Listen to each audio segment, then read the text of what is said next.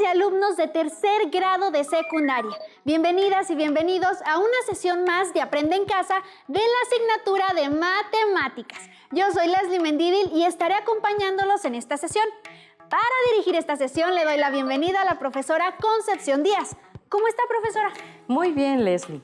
Es un gusto estar con ustedes para trabajar juntos un contenido más.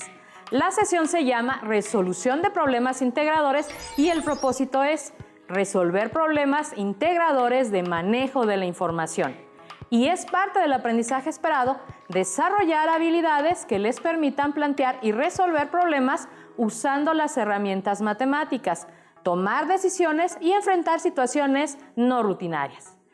Es importante que conforme se vayan presentando las distintas actividades y ejercicios, las vayan realizando, así como tomar nota en su cuaderno de lo que aprenden. Iremos paso a paso identificando, reflexionando y practicando las diferentes maneras de resolver problemas del eje manejo de la información. Entre los temas que abarca el eje están la proporcionalidad y funciones, nociones de probabilidad, así como el análisis y representación de datos. Así es.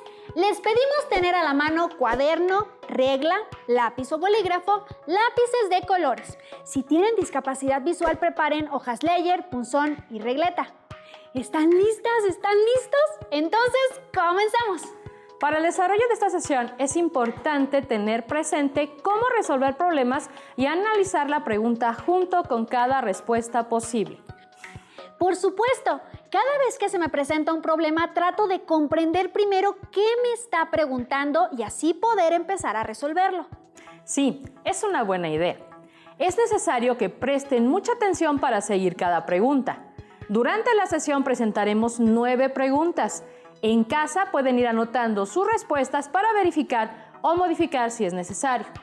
Es relevante que analicen la forma en que se pueden responder para que lo apliquen en los siguientes retos al finalizar su educación secundaria. Ha quedado claro, y ustedes que nos ven, inténtenlo. Les sorprenderá cuánto han aprendido. Muy bien.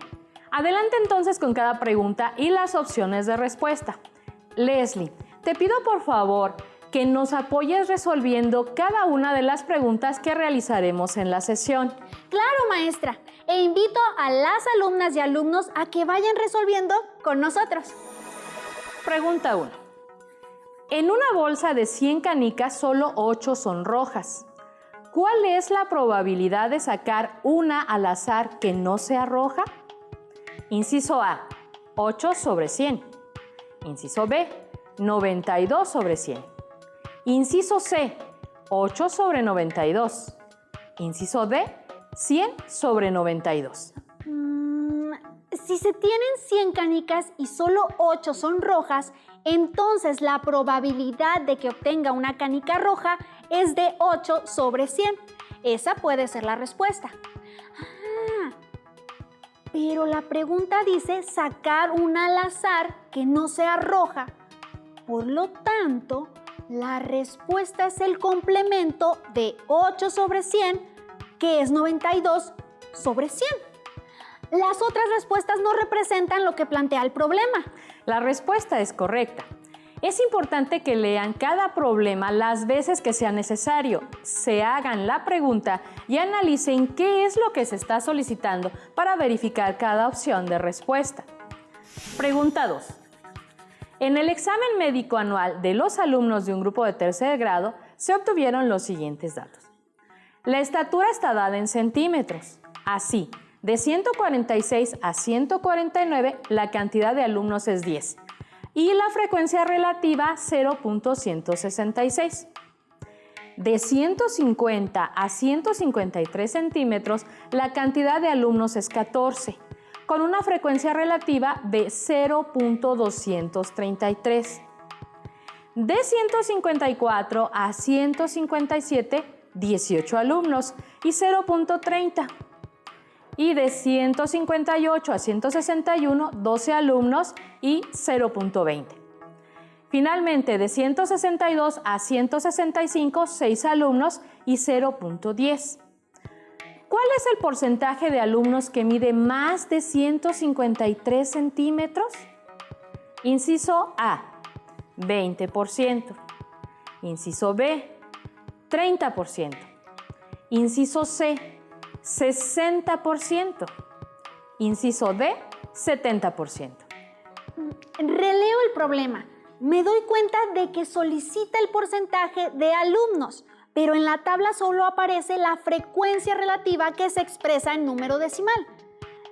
Si se suman las frecuencias relativas tenemos casi la unidad, en este caso 0.99. Entonces hay que obtener el porcentaje multiplicando por 100 los números decimales, pero solo de los alumnos que tienen una estatura de más de 153 centímetros. Por lo tanto, 0.30 por 100 es igual a 30. 0.20 por 100 es igual a 20. Y 0.10 por 100 es igual a 10.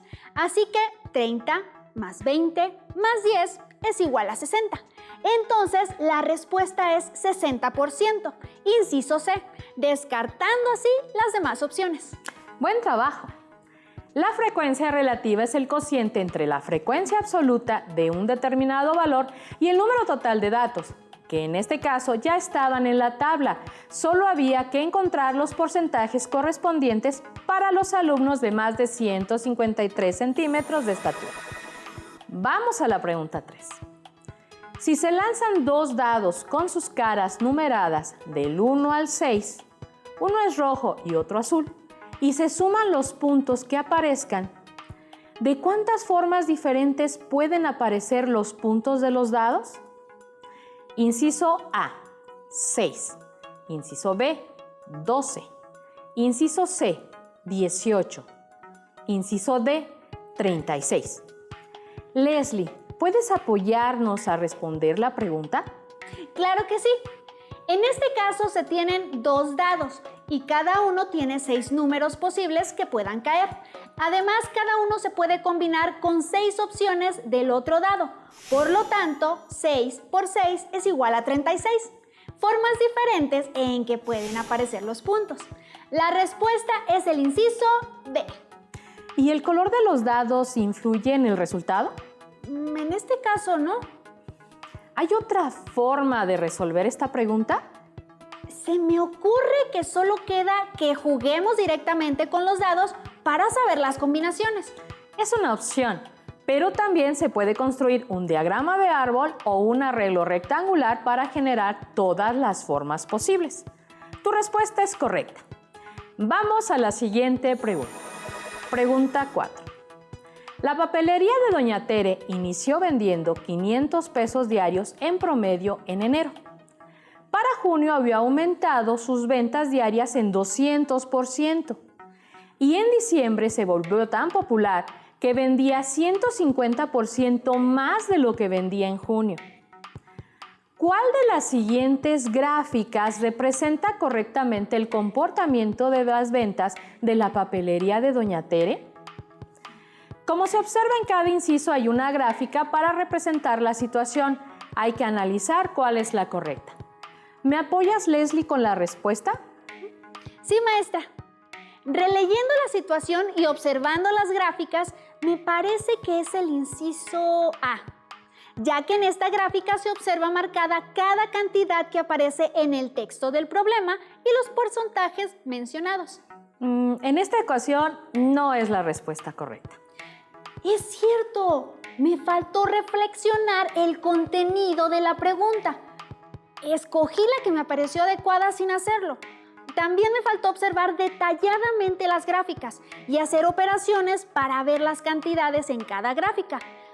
Pero, ahora que lo veo, el inciso A y el inciso C quedan descartados, ya que la pregunta se refiere a las ganancias y no al porcentaje de aumento en las ventas. Se ha descartado de forma adecuada con solo analizar nuevamente la pregunta. Buen trabajo.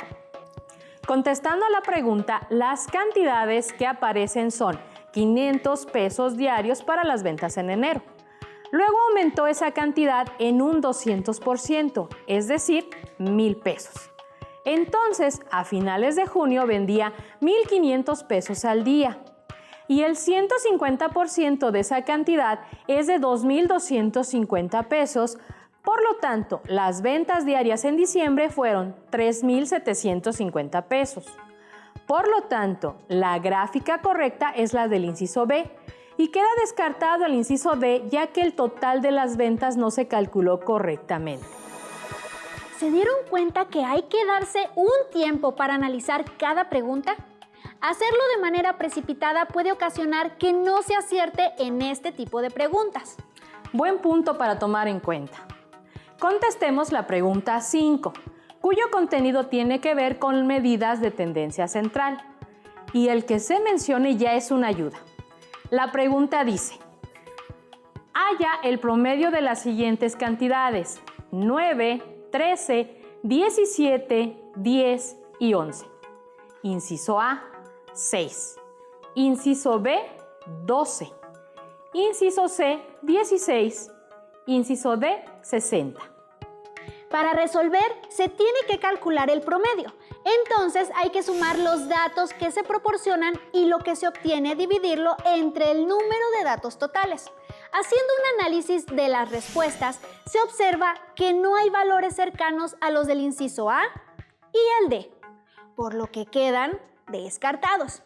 Calculemos mentalmente 13 más 17. Es igual a 30, más 10 igual a 40, más 11 igual a 51 y por último más 9 dando como resultado 60. Entonces 60 entre 5 es igual a 12. Por lo tanto, la respuesta es el inciso B. Buen trabajo, es correcto. Analicemos algunas herramientas para resolver problemas matemáticos. Es conveniente que se haga un alto para reflexionar y tomar nota de lo que se ha realizado. Filtro de problemas. Lee, relee y pregúntale a la pregunta. Reflexiona el contenido temático o conceptos. Observa imágenes o gráficas. Descarta opciones. Da un sentido a cada operación que se realiza. Analiza varios procedimientos a aplicar y evalúa la pertinencia de los resultados. Con las herramientas del filtro de problemas se puede contestar de mejor manera cada pregunta. Hay que ponerlas en práctica con más ejercicios. Buena sugerencia. Así que realicemos más preguntas del eje temático manejo de la información. Pregunta 6. La siguiente gráfica muestra la distancia recorrida por dos automovilistas en la carretera. Se observan ambas rectas y cómo avanzan en kilómetros con respecto al tiempo transcurrido. El automovilista 1 comienza en 10 kilómetros y el 2 en 0 kilómetros. Se plantea, ¿a qué distancia a partir del origen se encuentran los dos automovilistas cuando han pasado 20 minutos? Inciso A, 20 kilómetros. Inciso B, 25 kilómetros. Inciso C, 30 kilómetros. Inciso D, 35 kilómetros. Se pregunta solamente a qué distancia a partir del origen se encuentran ambos a los 20 minutos. Consideremos que en el eje horizontal se representa el tiempo y en el vertical la distancia en kilómetros. Así que al observar las rectas que representan el desplazamiento de los dos automóviles, se puede ver que es cuando las rectas se intersecan. Por lo tanto, la respuesta correcta es 30 kilómetros, es decir, el inciso C, ya que es justo donde ambas rectas se cortan cuando transcurrieron 20 minutos. Respuesta correcta. En esta gráfica se puede ver que los vehículos llevan diferentes velocidades y que al minuto 20 ambos se encuentran a 30 kilómetros a partir del origen. Las sesiones que se han tenido a lo largo de la estrategia de Aprende en Casa han sido de gran ayuda para estudiar y así resolver este tipo de preguntas. Buen trabajo. Alumnos y alumnas de tercer grado, tomen nota y modifiquen y verifiquen sus respuestas de ser necesario. Lo más relevante es que puedan darse cuenta de cómo se puede ir resolviendo una prueba que involucra habilidades del pensamiento, conceptos, comprensión lectora y pensamiento matemático para el manejo de la información que se presenta. Veamos la siguiente pregunta. Pregunta 7. La siguiente gráfica representa lo que ocurrió en una parte de una carrera de orugas. ¿Cuál oruga fue la más veloz? Inciso A, la oruga A. Inciso B, la oruga B. Inciso C, la oruga C. Inciso D, la oruga D.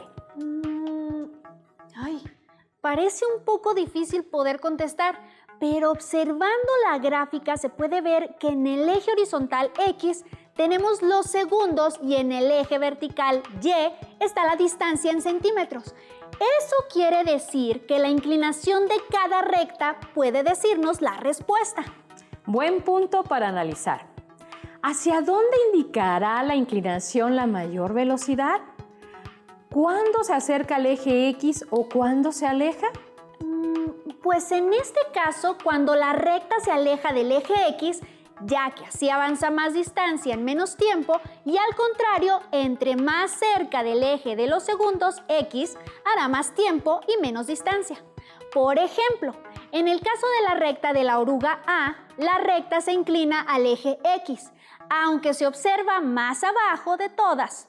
Si nos imaginamos la prolongación de la misma, nos damos cuenta de que no es la más veloz. Lo mismo ocurre con la recta de la oruga D. De esta forma quedan las rectas de la oruga B y la oruga C. Y siguiendo la deducción anterior, la más veloz es la oruga C, ya que la recta tiende a inclinarse hacia el eje Y, con lo cual recorre más distancia en menos tiempo. Por lo tanto, la respuesta es que la oruga más veloz es el inciso C. Muy bien. Las observaciones de la gráfica son pertinentes y es la respuesta correcta, pero podemos analizar otro procedimiento para obtener un resultado correcto también. Mediante el uso de la razón de cambio, ya que es un concepto útil al estudiar relaciones funcionales lineales, porque permite analizar el cambio relativo de una variable con respecto a otra. La razón de cambio, que también es la pendiente de cada recta, en este caso, representa el número de centímetros que avanza una oruga en cierto intervalo de tiempo, es decir, representa su rapidez. Analicen la recta que representa el desplazamiento de cada oruga. No todas las orugas empezaron la carrera en el punto 0,0, lo cual no tiene relación directa con la razón de cambio. A una mayor razón de cambio, mayor inclinación de la recta con respecto al eje X. La forma de obtener la razón de cambio entre dos puntos X, Y y X', Y' que pertenecen a una recta es Y' menos Y sobre X' menos X.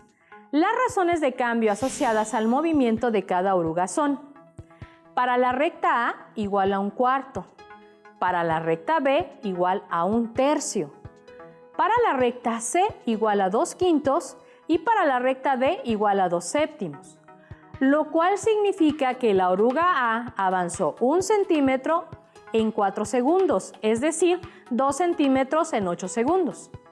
También que la oruga B avanzó 1 centímetro en 3 segundos y para comparar obtenemos la equivalencia que avanzó 2 centímetros en 6 segundos. Que la oruga C avanzó 2 centímetros en 5 segundos y la oruga D avanzó 2 centímetros en 7 segundos. Por lo tanto, la oruga C, que avanzó 2 centímetros en menos tiempo, es la más veloz, siendo el inciso C la respuesta correcta. Interesante forma de resolver la pregunta anterior. Hay varios procedimientos para tomar en cuenta. Justamente hay que considerar las diversas herramientas para afrontar cada pregunta, pero la principal es el conocimiento del tema al que hace referencia cada cuestión. Observemos los últimos dos problemas de la sesión. Pregunta 8. ¿Cuál es la probabilidad de que al lanzar dos dados no caigan en el mismo número? Inciso A, 6 36avos. Inciso B, 30 36avos. Inciso C, 6 doceavos. Inciso D, 2 doceavos. Considero que la respuesta es el inciso A. ya que tenemos 6 combinaciones de números que pueden caer igual al tirar los dados. Por lo tanto, 6 números favorables de los 36 posibles. Teniendo en cuenta las herramientas del filtro de problemas, faltó que le preguntaras a la pregunta, ya que tu respuesta está considerando que al lanzar los dados caigan el mismo número en pareja. Es cierto, la pregunta dice que no caiga en ambos dados el mismo número, lo contrario a lo que hice, pero también ayuda a la respuesta. Ciertamente, ya que al considerar tu respuesta, el resto de los casos que al tirar los dados no caiga el mismo número, se calcula con la probabilidad de un evento simple. La probabilidad de un evento A es igual al cociente entre el número de casos favorables y el número de casos posibles. Por lo tanto, la respuesta es 30/36, donde 30 son el total de combinaciones que pueden caer diferentes números en cada dado y 36 el número posible de combinaciones, siendo correcto el inciso B. Ahora veo lo conveniente de leer muy bien cada instrucción en una prueba con diversas preguntas, y también hay que considerar el filtro de problemas que hemos practicado durante la sesión.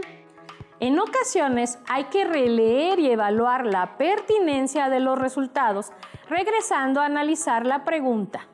Podemos comprobar si la respuesta cumple correctamente lo que pide el cuestionamiento. En la pregunta se pudo descartar el inciso C y D, ya que tienen como casos posibles 12. Eso lo podemos ver en su denominador, cuando al tener 2 dados y lanzarlos, el número de eventos posibles se calcula multiplicando 6 por 6 para obtener el total. El análisis que haces tiene un grado de error.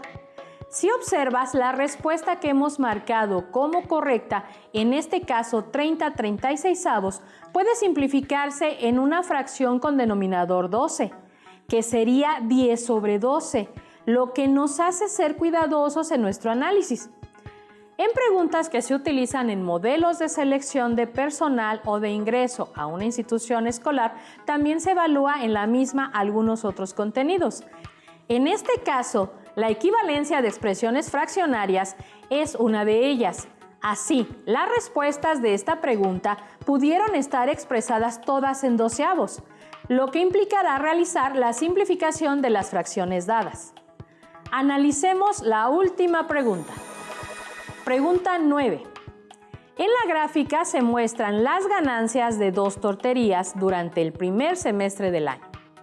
¿En qué mes la tortería A gana lo mismo que la tortería B? Inciso A, en enero. Inciso B, en marzo. Inciso C, en mayo. Inciso D, en junio. Maestra, implementaré las herramientas del filtro de problemas. Por lo tanto, me dice la pregunta que debo averiguar. ¿En qué mes ambas torterías ganan lo mismo? En la gráfica se observa que en los meses de enero a abril varían sus ganancias una de la otra. Por consiguiente, descarto el inciso A y B. Así que donde se cruzan las líneas es el punto donde obtuvieron la misma ganancia. Entonces, la respuesta correcta es el inciso C. Correctamente contestado. Te felicito por analizar la pregunta con las herramientas que sugerimos en esta sesión. Dentro del análisis y representación de datos, cuando 2 líneas intersecan, significa que los valores para ese punto son iguales. En el ejercicio representan que en este mes las torterías coinciden en la misma cantidad de ventas. Justo como lo mencionas, es el punto donde son exactamente iguales. Esto quiere decir que, de acuerdo a la gráfica, el mes de mayo corresponde a esta descripción. Alumnas y alumnos de tercero de secundaria, pudimos trabajar la sesión Resolución de Problemas Integradores. Esta sesión me resultó clara, maestra. ¿Podría decirnos lo más relevante para poder resolver problemas? Claro. Así también alumnos y alumnas pueden anotar algunas ideas necesarias. Es importante que desarrollen habilidades que les permitan plantear y resolver problemas usando las herramientas matemáticas.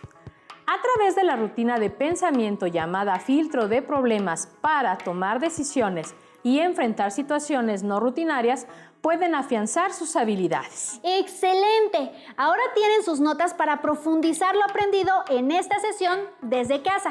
Para resolver dudas o ejercitar lo aprendido, se pueden apoyar en su libro de texto.